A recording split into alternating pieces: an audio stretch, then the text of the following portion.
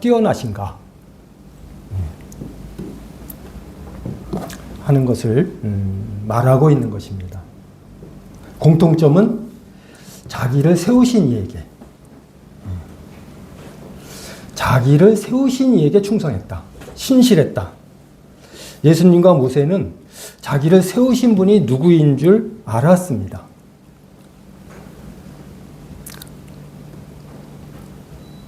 나를 세우신 분이 누군가? 두 분, 예수님과 모세는 자기를 세우신 분을 알았기 때문에 그분을 위해서 살았습니다. 이 말은 자신을 위해서 살지 않았다는 겁니다. 부르심을 입은 이후에 하나님으로부터 세우심을 받은 이후부터는 더 이상 자기를 위해서 살지 않았다. 누구를 위해서 살았느냐? 자기를 세우신 분, 그분을 위해서 살았다는 거죠. 우리는 본성적으로, 우리의 본성이 그래요. 자기를 위해서 살고 싶어 합니다. 이게 사람의 본성이에요. 그렇기 때문에 자기를 세우신 분을 위해서 살려면 끊임없이 자기와 싸워야 합니다. 이기적인 마음과 싸워야 하고, 나만을 생각하는 이런 마음과 싸워야 합니다. 그러면서 계속 자기를 부인해야 하는 겁니다. 그래야 자기를 세우신 분을 위해서 살게 되는 거죠.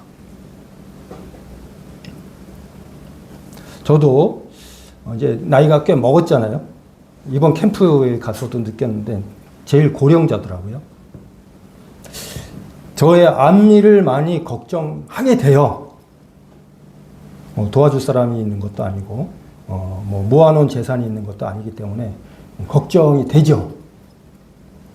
암이나 심장 질환으로 건강이 무너지면 어떻게 하나 염려가 됩니다. 더 나이 먹으면 경제적으로 어렵지 않을까, 이런 생각을 하면서 살아가게 되는 거죠. 그렇지만 어떻게 하면 나를 세우신 분의 뜻을 이룰 수 있을까? 나보다 그분이 더 중요하고 나에 대한 생각보다 그분의 생각이 더 앞서야 하는 건데, 어떻게 하면 나를 세우신 분의 뜻을 이룰 수 있을까? 이런 염려는 그렇게 진지하게 하지 않는 것 같아요. 나 개인의 사정, 병에 걸리면 어떡하나, 갑자기 쓰러지면 어떡하나, 이런 거는 많이 생각하거든요. 경제적으로 막 궁핍해지면 어떡하나, 이런 거는 걱정을 많이 하는데, 나를 세우신 그분의 영광을 어떻게 하면 드러낼까? 어떻게 하면 그분의 뜻을 이루면서 살아갈 수 있을까? 이런 거에 대해서는 진지하게 생각하지 않는다는 거죠.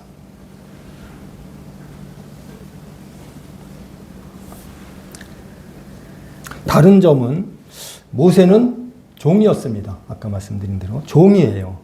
종은 주인에게 충성하는 것이 당연합니다. 하인은 주인을 위해서 열심히 일할 때 그 가치가 존중받는 것입니다. 그렇잖아요. 어디 어려운 회사에 취업을 했는데 충성하지 않는다. 그러면 너 왜 있니? 뭐하러 출근하니? 아니, 출근도 안 하잖아. 막 이런 말을 듣게 되는 겁니다.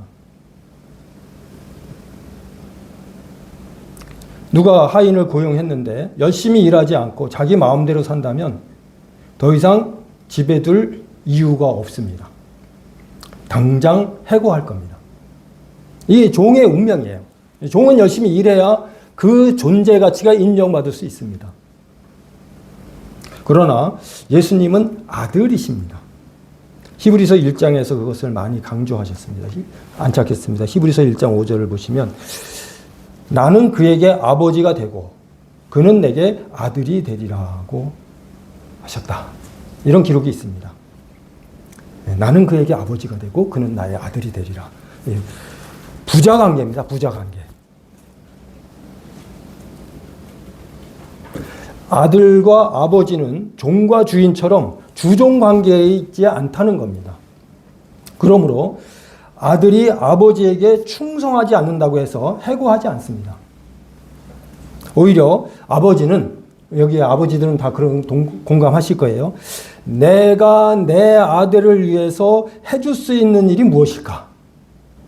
그러잖아요. 정상적인 부모님이라면 아들이 나에게 충성하길 바라는 것보다 내가 내 아들을 위해서 해줄 수 있는 일이 무엇일까? 뭐 공부를 잘할 수 있는 쾌적한 환경, 또 먹고 사는 일에 근심하지 않도록 내가 열심히 뼈 빠지게 일해서 돈을 벌어오는 것, 뭐 이런 게 아버지의 마음이거든요. 아버지가 아들을 위해서 해줄 수 있는 일이 무엇일까? 이것을 염려하고 고민하는 겁니다. 그런데도 예수님은 이 기본적인 법칙을 깨고 자기를 세우신 분에게 충성하셨습니다. 안 해도 되는데. 누가 뭐라 할 사람이 없잖아요. 아들인데 아버지에게 왜 충성하냐고요. 그럴 이유가 없습니다. 왜 그러셨을까요? 그런데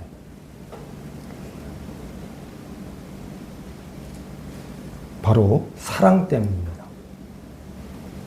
사랑했기 때문에 아버지에게 충성하셨습니다. 그래서 히브리서 기자는 이런 예수님을 깊이 생각하라고 권했습니다. 이것은 바로 우리가 걸어야 할 길이기도 하기 때문입니다.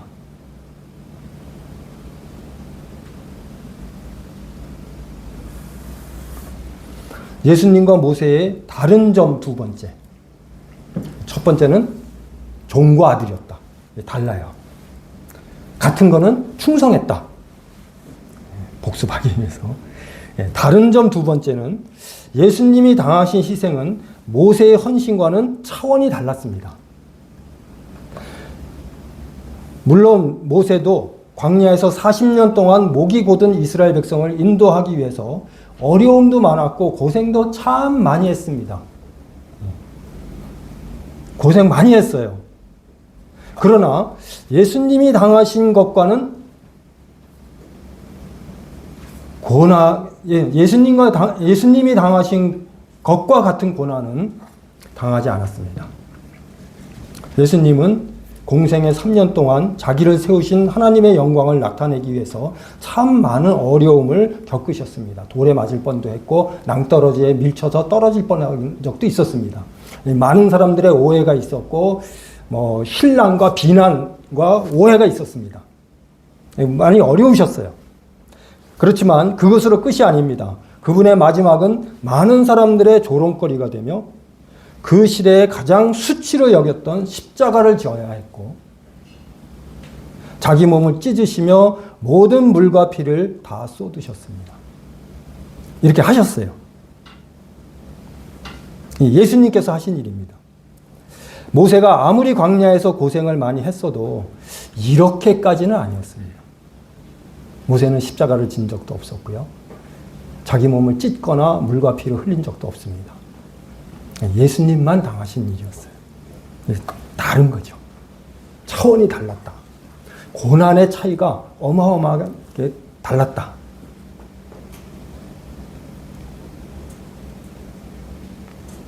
모세가 인도했던 이스라엘 백성은 가나안 땅에 들어갔지만 결국 실패했습니다. 그래서 그 약속의 땅에서 쫓겨나는 신세가 되었던 것입니다.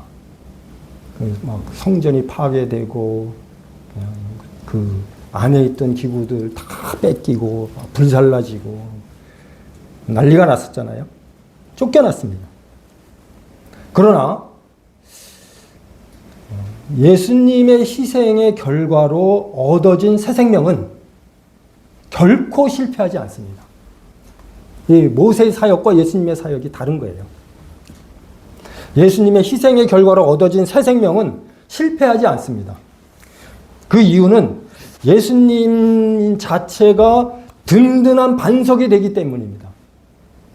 우리의 신앙의 기초는 예수님이시고 그 위에 세워져 있기 때문에 반석이 흔들리지 않는 한 우리도 흔들리지 않고 반석이 실패하지 않는 한 우리도 실패하지 않는 겁니다.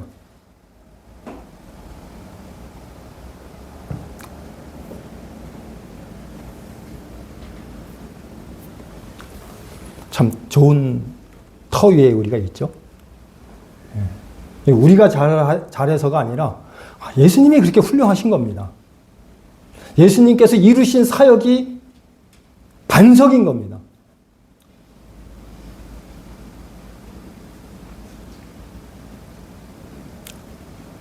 그 다음 또 다른 점입니다.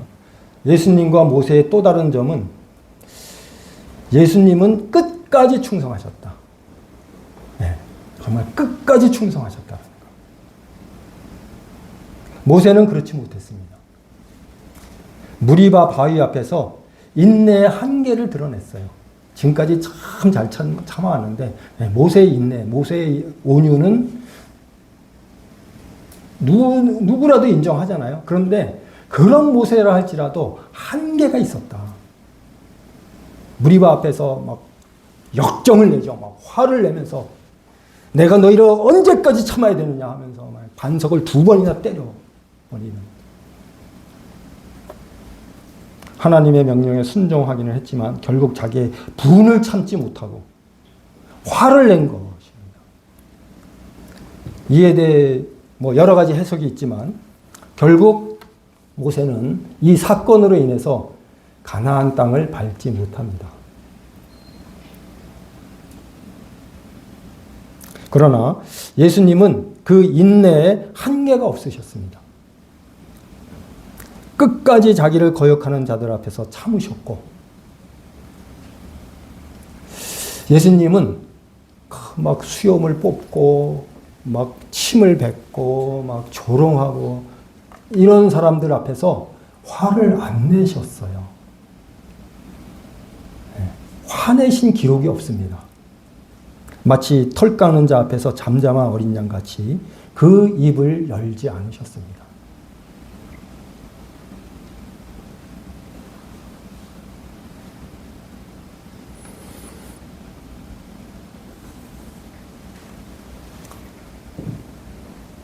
그 다음에 히브리서 3장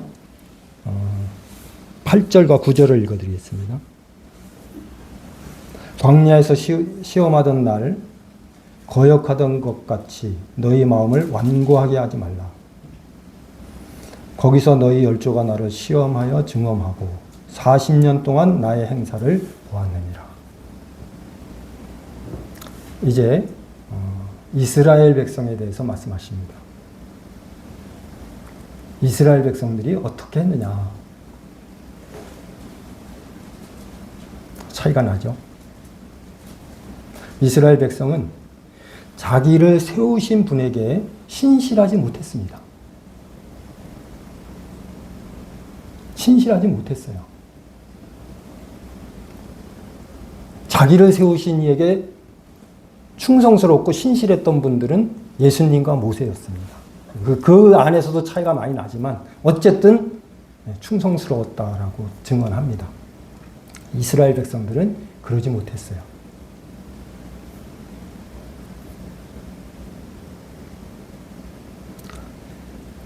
왜 그랬을까? 이들은 왜 자기를 세우신 분에게 충성스럽지 못했을까?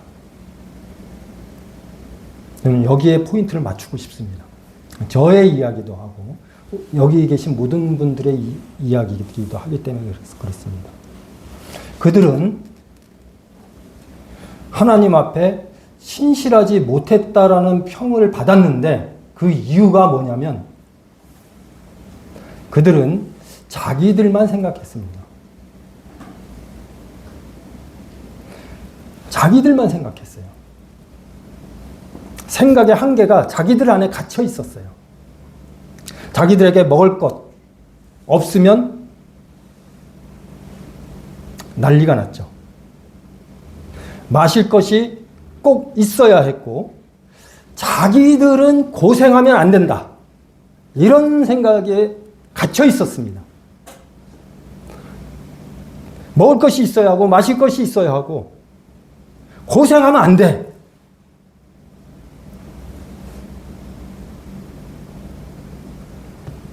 이런 생각이 있었습니다. 만일 자기들이 요구하는 대로 이루어지지 않으면 불평하고 화를 냈습니다. 왜 이런 게 없는 거야? 왜 이런 게 안 주어지는 거야? 왜 우리는 이렇게 힘든 길을 걸어야 하는 거야? 차라리 애굽에 있었을 때가 좋았다. 뭐 이런 말을 그냥 막 내뱉는 겁니다.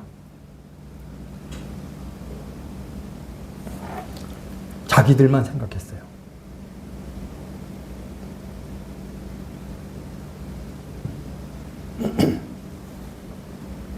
이 세상에 어느 단체에서도 이런 단체들이 있잖아요. 모임들이 있습니다. 거기에서요, 자기만 생각하는 사람들이 있어요. 자기만 생각해요. 이런 사람들은 제가 이렇게 살면서 경험하고 느끼는 건데, 그런 사람들은 추해 보여요. 자기밖에 모르는 사람은 추해 보입니다. 그리고 나중에 부끄러움을 당하게 되더라고요.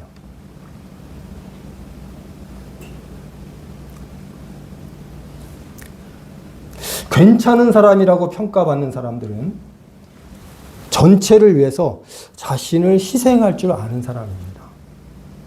내가 좀 손해를 보고, 내가 좀 아프고, 내가 피해를 입더라도 이 전체가 잘 돼야 된다.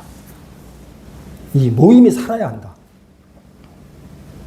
이 화정교회로 말한다면, 이 화정교회가 세워지기 위해서, 이 화정교회가 주님 앞에서 올바른 신앙생활을 하기 위해서 나는 희생당할 때도 있다. 손해볼 때도 있고, 다른 사람들에게 오해를 받을 때도 있다. 그래도 기꺼이 참는다. 왜냐하면 그것을 통해서 화정교회가 하나님 앞에서 올바른 신앙생활을 하고 주님의 뜻 안에서 살아가게 된다면 그건 아름다운 일이다.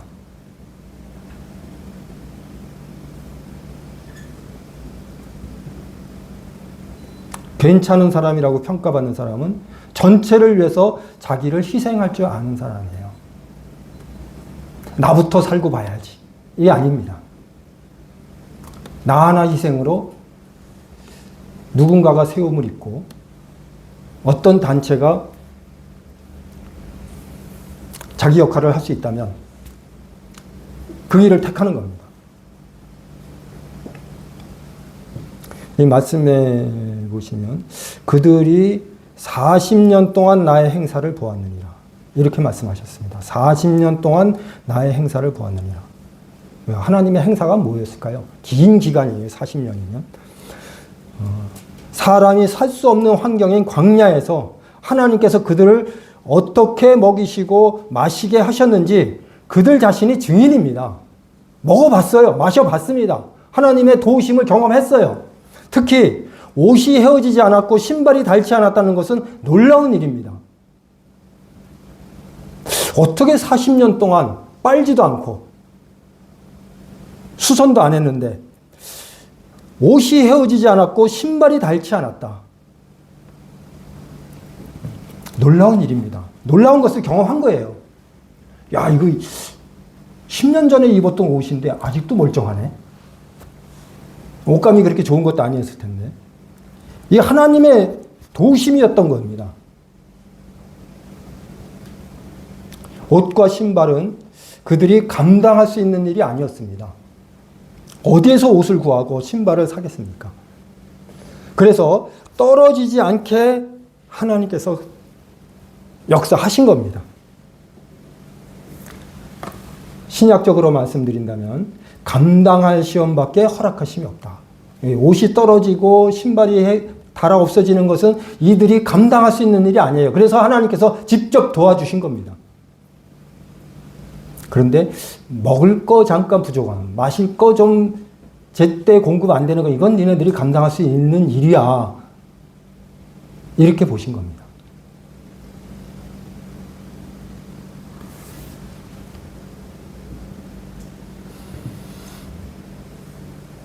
(40년) 동안 그 정도의 은혜를 경험했으면 40년이에요. 40년. 4년도 아닙니다.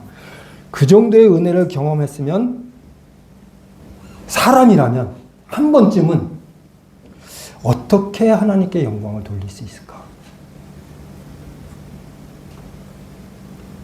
나를 향하신 하나님의 뜻은 무엇일까? 이 정도는 생각을 했어야 당연한 겁니다. 그렇게 얻어먹었고, 그렇게 얻어마셨으면, 그렇게 도의심의 손길을 경험했으면, 어떻게 하면 나는 하나님께 영광을 돌릴 수 있을까? 아니, 하나님께 영광을 돌리는 일을 할 수 있을까? 어떻게 하면 나를 향하신 하나님의 뜻을 행하여 이 땅에서 하나님의 영광을 드러낼 수 있을까? 이런 것쯤은 생각해야 되는 거죠. 그게 사람이죠.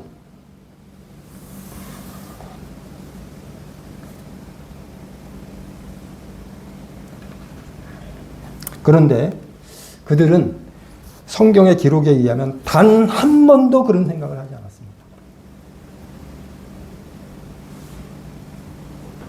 자기들을 세우신 그 하나님을 위해서 어떻게 하면 충성스러운 모습을 보일까, 이런 생각을 단 한 번도 하지 않았다는 거예요.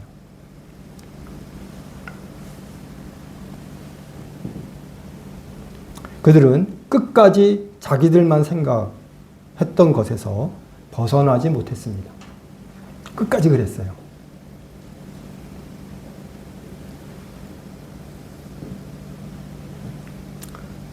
그래서 11절을 제가 읽어드리겠습니다. 3장 11절입니다. 내가 노하여 맹세한 바와 같이 그들은 내 안식에 들어오지 못하리라 하였느니라. 하나님께서 진노하셨어요. 정말 이렇게 베풀어 줬고 이렇게 참았는데 저들은 한 번도 나에 대한 생각이 없었다. 그래서 내가 노하여 맹세한 바와 같이 그들은 내 안식에 들어오지 못한다. 선언하셨습니다. 우리는 두 부류의 사람과 그 결말을 짧은 시간이지만 살펴봤습니다. 자신을 부인하고 자기를 세우신 분에게 충성한 분들, 예수님과 모세죠. 끝까지 자기들만 생각했던 사람들, 어떻게 다른 길을 갔는지 하나님은 말씀하셨습니다.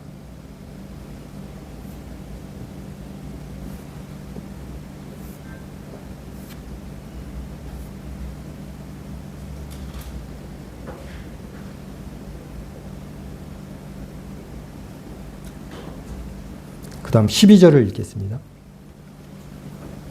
형제들아, 너희는 삼가 혹 너희 중에 누가 믿지 아니하는 악한 마음을 품고 살아계신 하나님에게서 떨어질까 조심할 것이요. 이제 히브리서 기자는 시선을 우리에게 돌리고 있습니다. 충성스러웠던 예수님과 모세를 봤다. 신실하지 못했던 이스라엘 백성도 봤다. 이 두 부류의 사람들이 어떻게 대조되고 있는지 우리는 살펴봤습니다. 그럼 거기서 끝나면 안 되죠. 그 다음에 형제들아 너희는, 우리를 보게 하십니다. 너희는 어떻게 해야 하는가?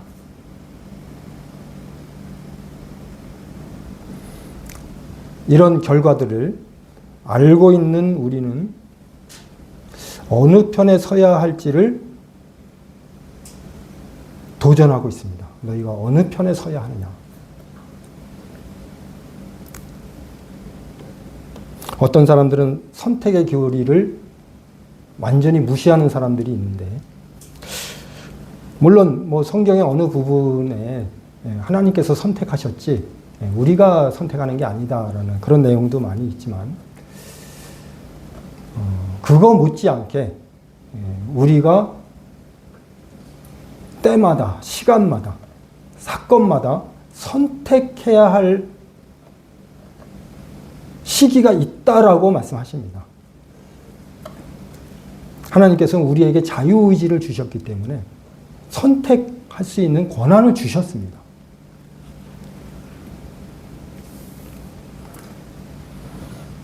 모세가 그 십계명을 받기 위해서 시내산에 올라갔을 때 그 밑에서는 금송아지를 만들어 놓고 거기 막 엎드려서 절을 하고 막 춤을 추고 뛰어서 놀았잖아요.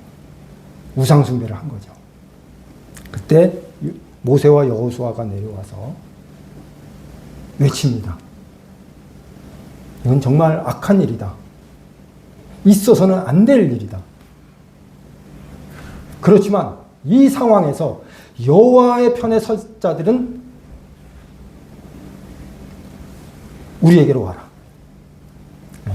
여호와의 편에 설 사람들을 촉구하는 거죠. 그때 레위 자손이 왔습니다. 선택할 수 있게 하셨어요. 이번 캠프 주제에도 주제가 선택이었습니다.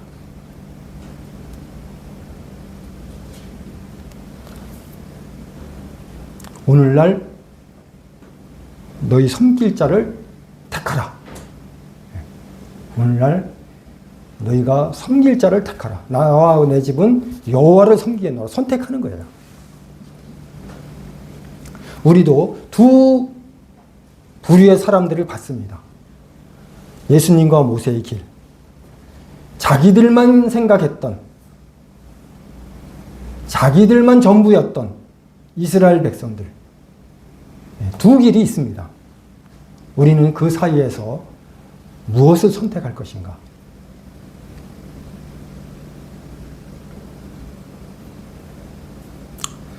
시선을 우리에게 돌리고 있습니다.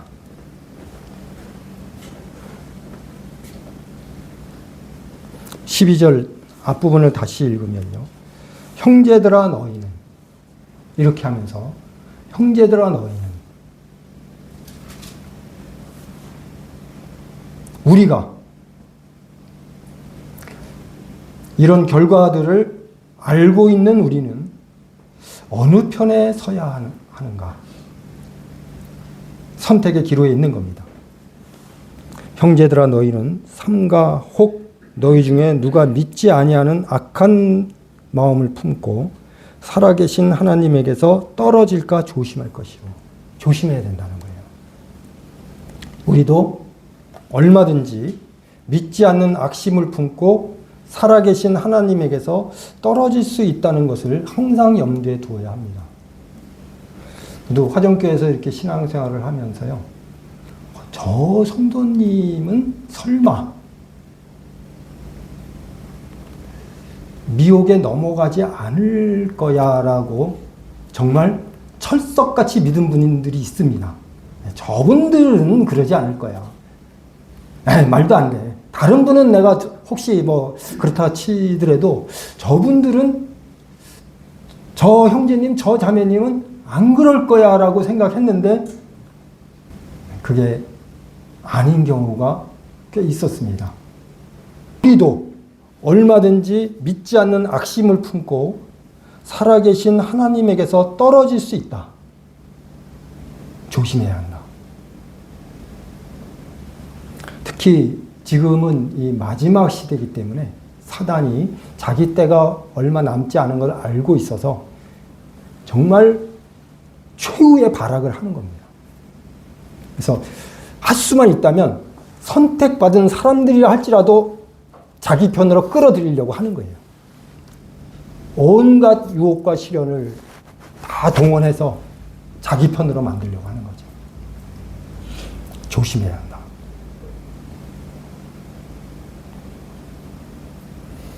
저를 포함해서 여기 계신 분들 모두에게 도전이 되는 말씀이라고 생각합니다. 조심해야 한다. 나도 언제 믿지 않는 악심을 품고 하나님에게서 떨어져 나갈지 모른다. 이것을 염두에 두시면서 신앙생활을 해야 할 것 같습니다. 13절 읽겠습니다. 오직 오늘이라 일컫는 동안에 매일 피차 권면하여 너희 중에 누구든지 죄의 유혹으로 완고하게 되지 않도록 하라. 13절에서는요.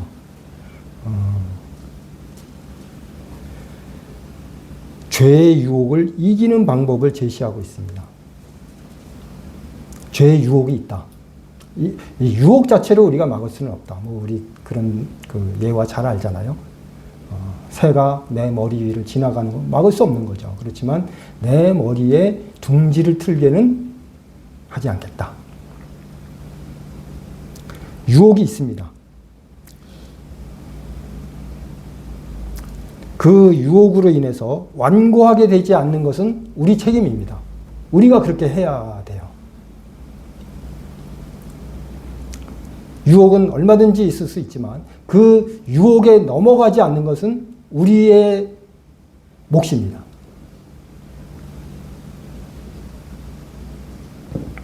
그러면서 사도는 여기에서 죄의 유혹을 이기는 방법을 제시하고 있습니다. 어떻게 하면 이 죄의 유혹을 이길 수 있을까? 어떻게 하면 이 죄의 유혹을 이길 수 있을까? 설교 말씀을 잘 들어야 한다고 말하고 있지 않습니다. 말씀을 전하는 사람 입장에서 말씀을 귀 기울여 잘 듣고 마음에 담으면 더할 나위 없이 좋겠지만 그게 죄의 유혹을 이기는 방법이라고 말하지 않아요. 설교 말씀을 잘 들어야 한다고 말하지 않습니다. 여기에서 권하는 것은 수평적인 교제입니다. 수평적인 교제가 중요하다.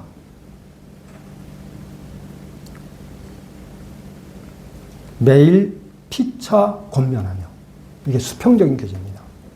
피차 권면한다. 서로. 나는 가르치는 사람이고 너는 배우는 사람이야. 이게 아니라 서로 권면해야 할 내용이 있어요.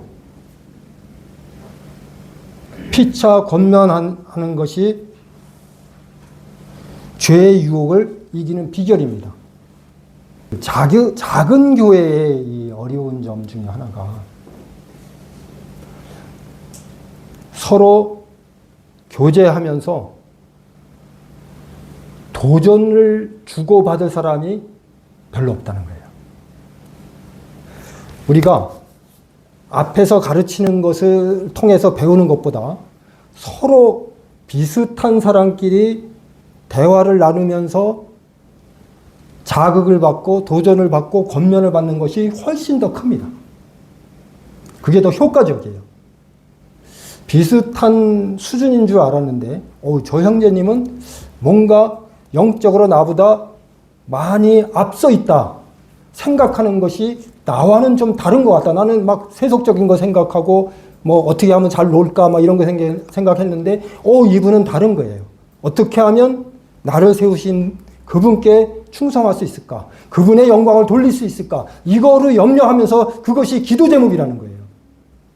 여기에서 우리는 나는 이렇게 살면 안 되겠구나.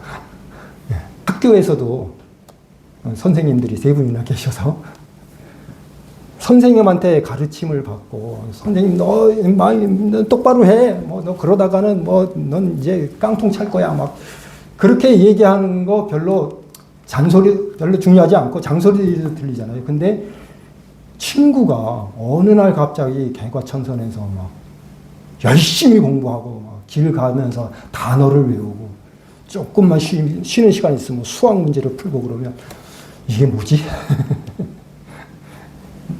나도 이렇게 살면 안 될 것 같은 그런 자극을 받잖아요. 이게 피차 권면하는 겁니다. 이게 힘이 있어요. 수평적인 교제입니다. 같은 수준인 줄 알았는데 이 사람은 점프를 하고 있고 나는 제자리 걸음인 거예요. 그러면 이렇게 살면 안 되겠다. 여보, 성경책 가져와. 나도 자기 전에 성경책 읽어야 되겠어. 같이 읽읍시다. 이런 도전이 일어나는 겁니다. 여기서 100번 막 성경책 읽어야 됩니다. 하나님의 말씀은 영의 양식입니다. 그래 봐야 여기 문 밖에 나갈 때 다 반납하고 나가요. 그런데 동료인 줄 알았는데 달라지는 모습을 보면 위기의식을 느끼게 되는 거죠. 3호선 전철을 타면 종로 상가에서 갈아타거든요. 거기 사람들이 되게 많아요. 항상 많은 것 같아요. 1호선, 5호선 다 이제 환승역이거든요, 거기가. 근데 안내방송이 나올 때가 있습니다. 지금 긴급 상황입니다. 빨리 대피하십시오. 그러면 사람들이, 이게 뭐지? 오작동인가? 막 사이렌 소리도 들리고 막 어수선하죠. 사람들이 안 뛰어요. 틀림없이 뭐가 잘못된 걸 거야. 누가 뭐 잘못 눌러서 잘못된 안내 방송일 거야 하면서 그냥 이렇게 두리번거리고 서 있습니다. 그런데 거기서 몇 명이 뛰잖아요. 막 뛰면 왜 뛰지? 나도 뛰어야 되나? 이 안내 방송보다 몇 사람이 옆에서 뛰면 훨씬 힘이 있어요. 처음에 서너 사람이 뛰다가 나도 뛰어야 되나 보다 하고 막 한 열 몇 명이 뛰면 거기 있는 사람 전체가 막 뛰어나갑니다. 원인도 몰라요. 왜 뛰어야 하는지 이유도 모릅니다. 그러면서 뛰니까 무슨 뭐 지하철역에 불이라도 났나 보다 하고 같이 뛰는 거예요. 이게 피차권면하는 겁니다. 수평적인 교제가 그만큼 중요하다.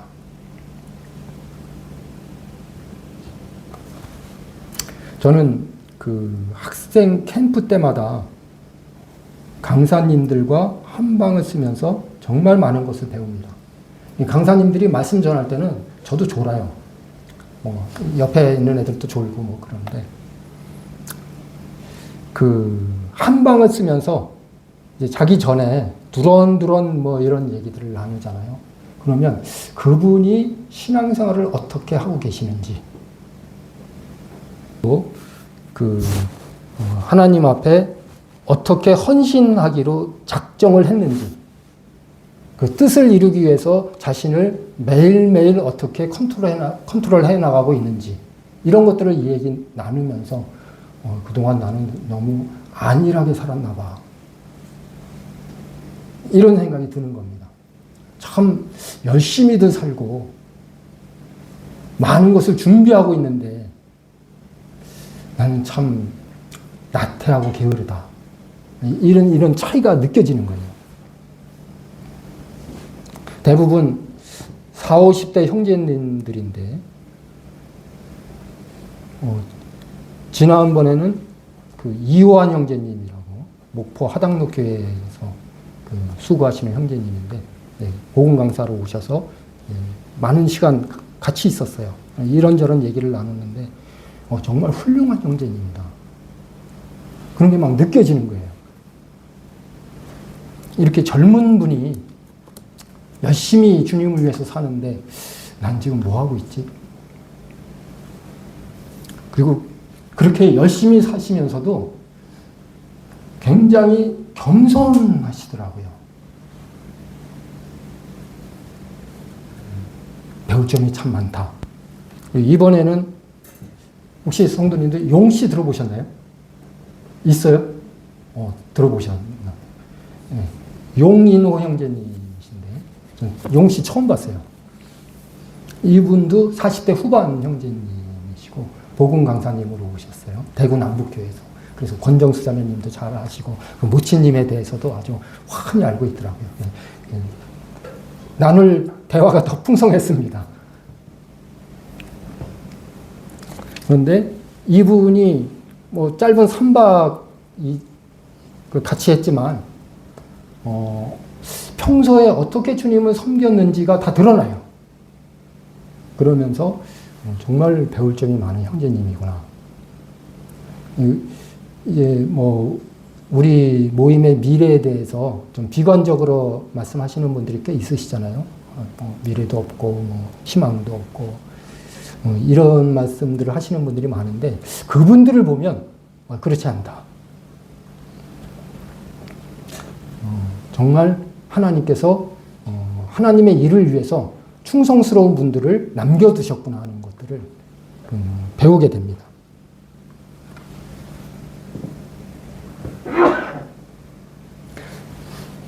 그래서 저희가 그 애참 마친 다음에 그냥 뭐 특별한 주제 없이 저기 앉아서 밥 먹은 그 자리에 앉아서 뭐 이런저런 얘기 나누는 거.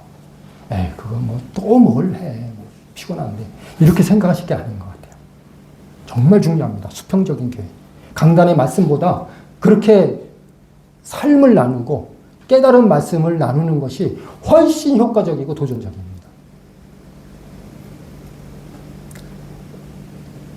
히브리서 기자는 이 수평적인 교제, 매일 피차 권면하는 것, 굉장히 중요하다. 이걸 강조하고 있습니다. 이 수평적인 교제가 우리의 신앙을 지켜주는 큰 역할을 하기 때문에 여기서 멀어지면 참여 안 하면 죄의 유혹에 빠질 수도 있다. 조심해라.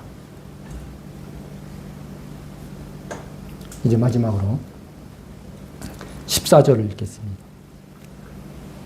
우리가 시작할 때 확신한 것을 끝까지 견고히 잡으면 그리스도와 함께 참여한 자가 되리라. 제가 많이 좋아하는 말씀입니다. 참 좋아해요, 이 말씀을. 우리가 신앙생활을 시작할 때 확신한 것이 있었습니다. 그게 있었기 때문에 출발할 수 있었죠. 만약 확신한 것이 없었으면 우리는 한 발자국도 앞으로 나갈 수 없었을 겁니다. 분명하다. 하나님께서 맹세로 약속하셨다. 이게 있기 때문에 우리는 마음 놓고 앞으로 전진할 수 있었던 겁니다. 그리고 이것은 신앙의 초보가 아니라 견고한 반석입니다. 처음에 시작할 때 확신한 거, 그거는 내가 벌써 40년 전에 다 뛰었어. 오래전 이야기야. 이렇게 생각할 게 아닙니다. 견고한 반석입니다. 그 터 위에서 세우는 거예요. 내 구원의 확신, 영생을 얻었다는 확신, 하나님 나라에 들어간다는 분명한 소망, 이 터 위에 우리의 신앙을 세우는 겁니다. 이거는 구원받았을 때니까 밀어놓고 우리는 새로운 것을 시작해야 된다. 이거 아니에요. 그 터 위에 세우는 겁니다. 어떤 분들은 새로운 교리를 받아들이기 위해서 이 견고한 반석을 버리고 떠나기도 합니다. 굉장히 어리석은 선택인 거죠. 사도가 말하고 있는 권면을 조금 더 들어보죠.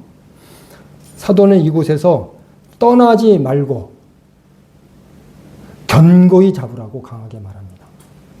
그러니까 뭘 견고히 잡냐면 시작할 때 확신한 것, 이것을 견고히 잡으라는 거예요. 성도님들 중에 혹시 최근에요, 내가 구원받은 게 확실할까? 내가 하나님 나라에 가는 거 보장 받은 거야? 이런 생각 해보신 적 있으세요? 만약 내가 구원받는 게 확실하고 하늘나라 가는 게 분명하다면 그 근거는 뭐냐? 무엇을 근거로 내가 하늘나라 간다라고 말할 수 있는가? 생각해 보신 적 있으세요? 그때 40년 전에 구원받은 거? 기억도 가물가물할 텐데.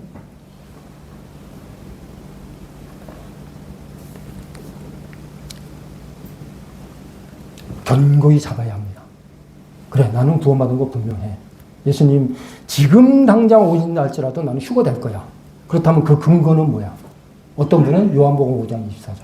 그래, 영생을 얻었고 심판에 이르지 아니하나니 사망에서 생명으로 옮겼느니라. 이거보다 더 분명한 약속이 어디 있어? 그래서 나는 구원받은 게 분명한 거야. 마음이 놓이는 거죠. 견고히 잡는 겁니다. 너희가 그 은혜로 인하여 믿음으로 말미암아 구원을 받았나니 이것이 너에게서 난 것이 아니요 하나님의 선물이다. 나 선물 받았어. 하나님께서는 취소하시지 않는다 그랬어. 그래서 나는 구원받은 게 분명해. 이런 것들을 자주 점검하는 겁니다. 확인하는 거예요. 너희가 그리스도 예수 안에 있는 줄을 스스로 알지 못하느냐? 알지 못하면 너희는 버리운 자니라. 예수님이 내 안에 거하신다는 것, 말씀으로 성령님으로 내 안에 거하신다는 것이 분명해야 합니다. 그렇지 않으면 너희는 버리운 자니라. 사도는 이곳에서 견고한 반석, 시작할 때 확신한 것, 거기서 떠나지 말고 견고히 잡으라고 말하고 있습니다. 이것이 그리스도와 함께 참여하는 것이기 때문에 그렇습니다. 여기 나와 있죠. 그리스도와 함께 참여한 자가 되리라. 그리스도와 함께 참여하는 게 중요하잖아요. 그리스도께서는 저기에서 막 영광 받고 계시는데 저 귀퉁이에서 그냥 아유 이렇게 사는 게 아니었는데 기회가 주어졌을 때 주님을 위해서 헌신했어야 하는데 막 왜 그랬을까? 그리스도와 함께 참여하는 것. 그리스도의 영광은 무엇인가요? 자기를 세우신 분에게 충성하는 것입니다. 그러기 위해 자신을 버리셨어요. 우리 잘 알잖아요. 예수님께서 자기를 세우신 분에게 충성하기 위해서 자기를 어떻게 희생하시고 버리셨는지 그 영광에 함께 참여하는 겁니다. 우리도 그 자취를 따르기 원합니다.